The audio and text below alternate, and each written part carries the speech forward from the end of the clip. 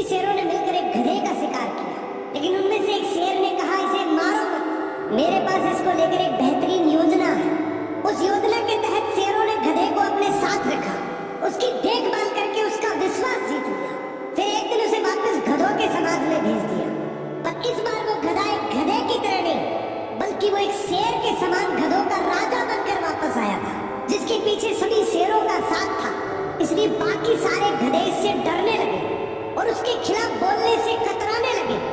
अब शेर जब जब उस गधों के झुंड को देखने आते, ये गधा अपने समुदाय के गधे को शेरों को खाने के लिए दे देता।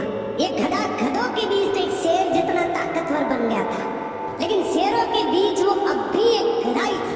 ये अपने जैसों पर तो राज करता था, लेकिन ये ऐसी ताकत से जुड़ा हुआ था जिससे वो बचकर भाग नहीं सकता था। इसने हजारों मासूम गधों की कुर्बानी दी, सिर्फ ये सोचकर कि इससे मैं और ज्यादा ताकतवर बन जाऊंगा।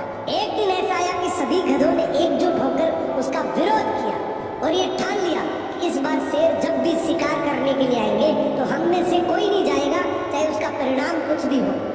अगले दिन जब शेर आए तो ये गधा अकेला ही खड़ा था, इसके पास कोई दूसरा झुंड नहीं था।